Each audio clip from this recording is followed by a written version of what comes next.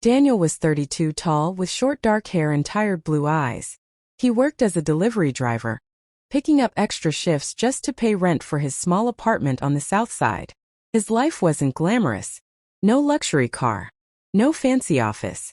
Just long hours, microwave dinners, and the soft hum of loneliness when he returned home. Across the platform he noticed her. A woman in her late 20s sat on a metal bench, struggling to hold back tears.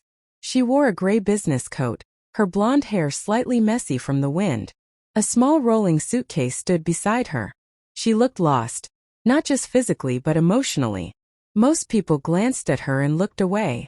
Daniel didn't. He hesitated for a moment. In a city like Chicago, approaching strangers could be misunderstood.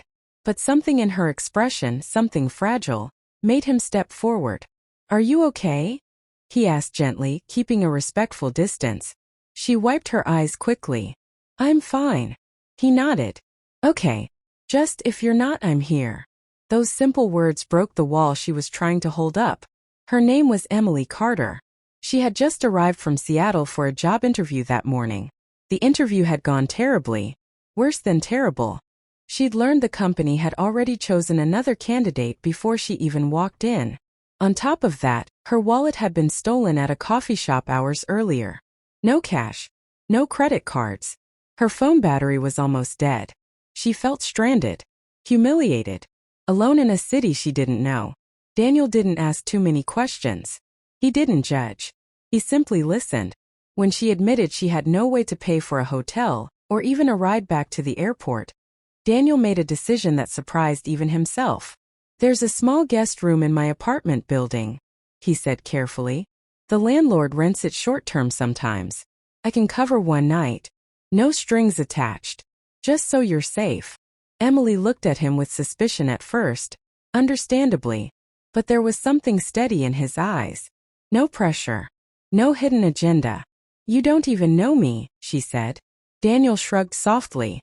"You looked like you needed someone not to walk away." That night he paid for her room. He bought her dinner from a nearby diner. The next morning he gave her enough cash for a cab to the airport. He didn't ask for her number. He didn't ask for repayment. When she tried to promise she would pay him back, he simply smiled. "Just help someone else someday," he said. And that was it. Life moved on. Or so he thought. 3 months later, Daniel's world began to fall apart. The delivery company he worked for announced sudden layoffs. Automation. Budget cuts. His name was on the list. Within weeks his savings disappeared. Rent piled up. He applied for job after job but heard nothing back.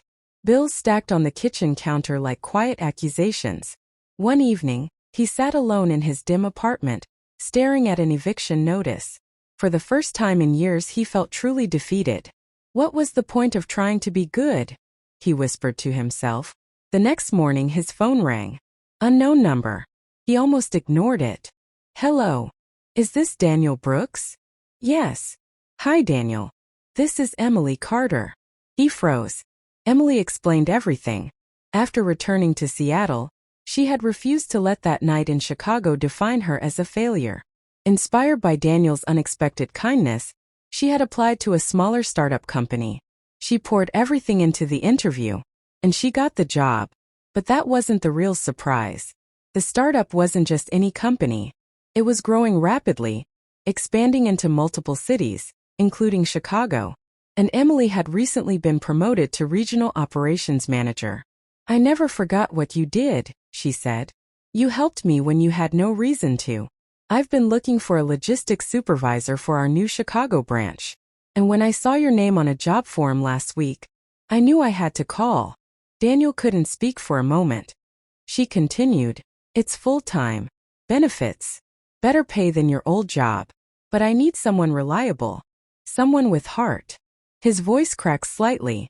"I'm available." 2 weeks later, Daniel walked into a modern office building downtown. Same city, different future. When he saw Emily in the lobby, she was different from the crying woman on the subway bench. Confident, focused, strong.